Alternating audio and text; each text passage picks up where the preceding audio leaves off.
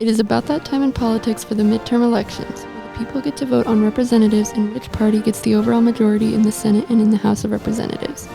The Democrats won the presidential elections, however, the Republicans are trying to take back power. People believe that the elections are very important because it gives the people the ability to vote on representatives that they think will impact the community in a good way.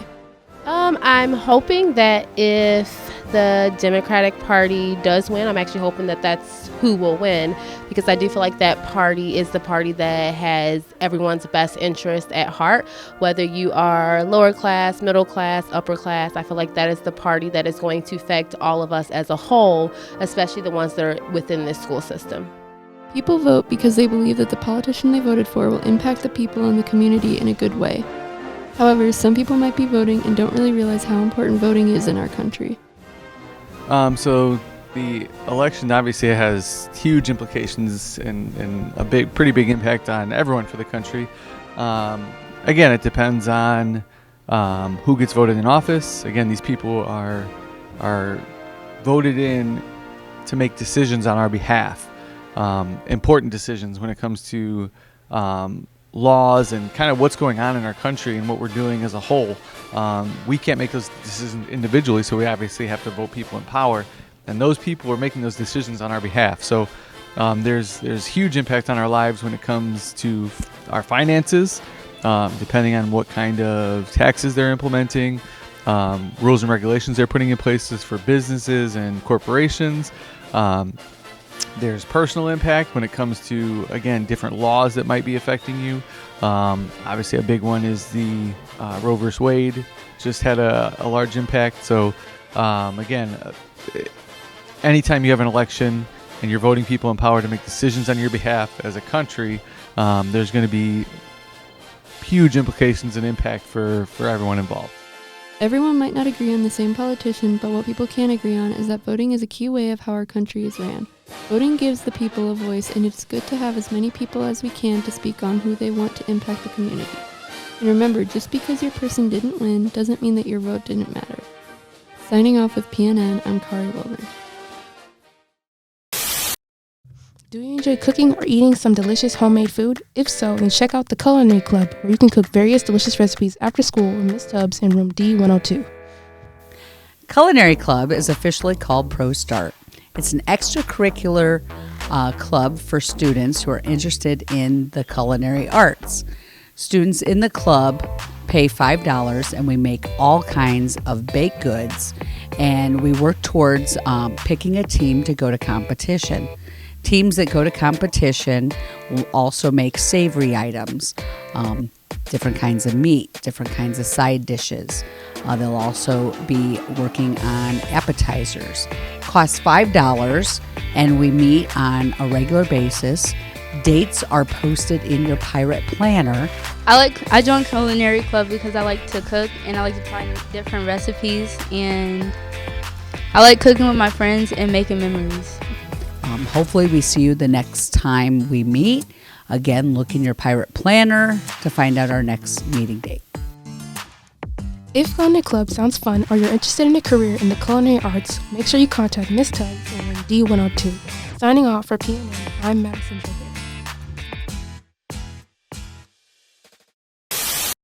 The winter wrestling season has started. Conditioning is over. Wrestlers are working even harder to get stronger, learn new techniques, and win. But new wrestlers may stress about being a beginner. So what is the best advice to give new wrestlers? So I guess tips that I would give new wrestlers is really to not try to do too much as you're learning the moves. Just try to learn the movement. You'll pick it up. You'll pick it up as the season goes on.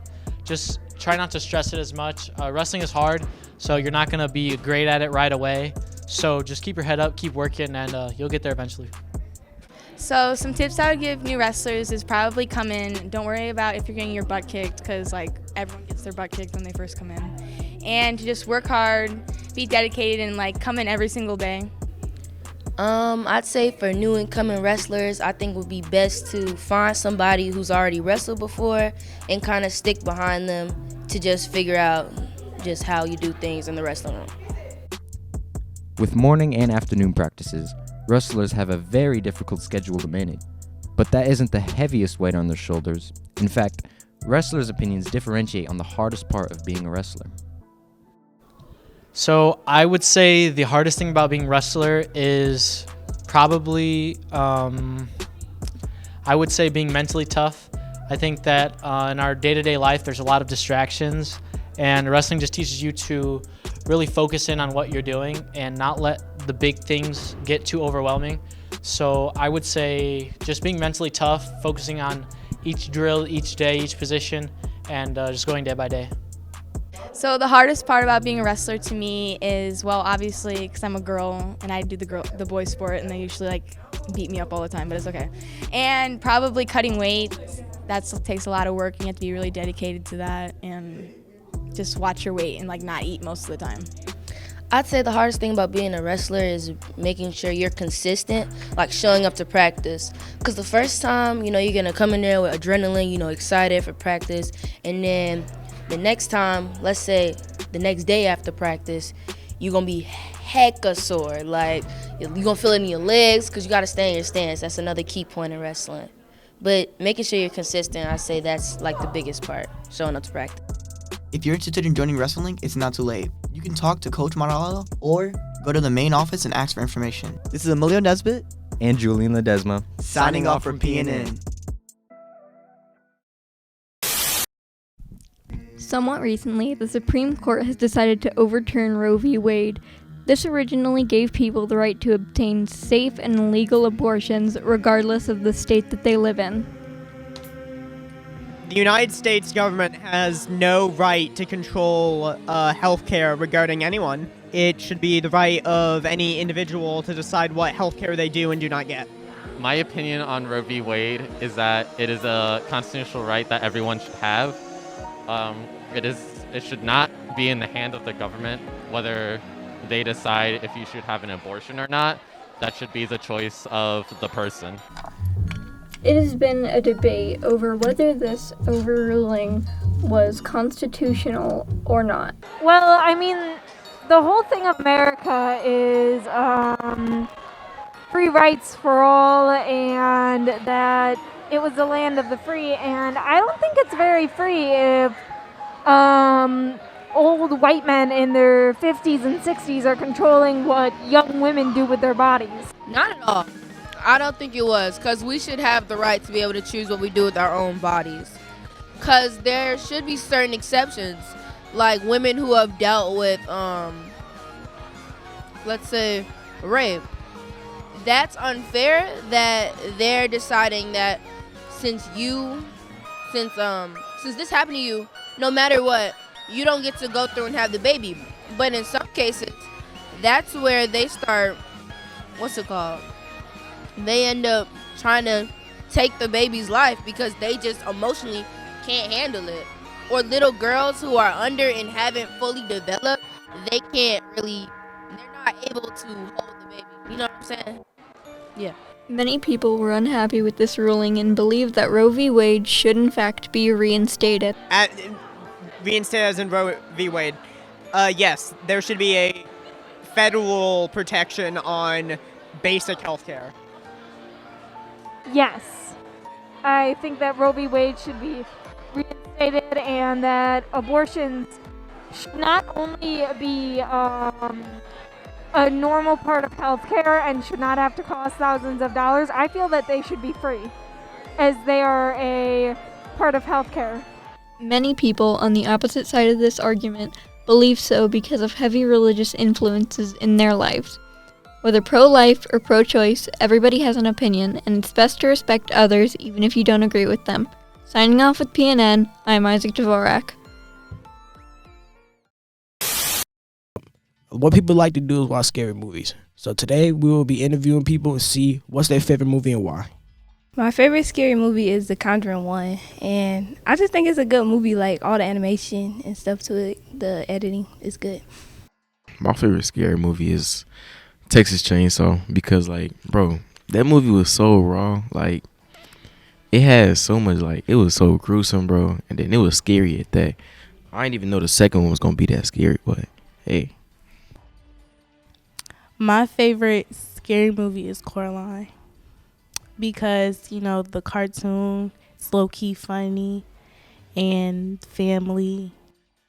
A scary movie is Friday the 13th with Jason in it, because like it had a lot of details about his victims and killing them and stuff. It had a lot of like outsiders in a movie. You know, it was just a fun show to watch. I would say my favorite scary movie, it's not really an individual, but it's more of a series, the Insidious series. It's my favorite movies because I like how, at least when all of them came out, from 1 to like 4 or 5 or whatever, it shows like, it reveals the secrets that you didn't know. So like in Insidious 1, I'm pretty sure there was a door opening and an alarm going off and a window breaking, and they didn't explain that until Insidious 2. And I like the little stuff, how it covers up, you know. I just like how it all goes together. Jalen McAllister. Probably like Texas Chainsaw. I don't know, it just keep you thinking and on your feet, like make you think about what's gonna happen next. It's interesting. As you can see, here's a few people's selections of favorite movies that they like to watch during Halloween time. I hope you enjoyed. And this is Daniel Bazell for PNN, signing out.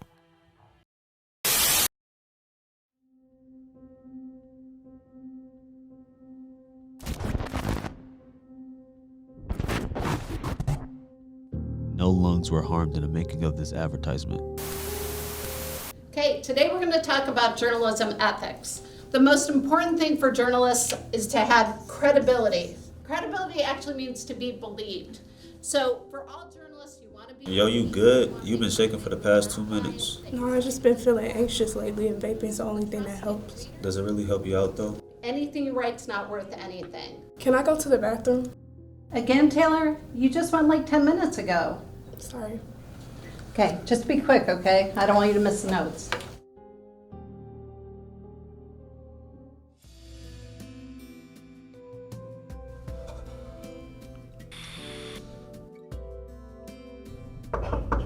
Yo, Taylor, you good up in there? Yeah, I'm fine. What you doing up in there? Thank you, no. Yo, Taylor, you gotta stop doing that. You already caused damage in your lungs. Vaping has serious consequences, such as coughing, asthma, heart attacks, strokes, seizures, anxiety, depression, and even lung cancer.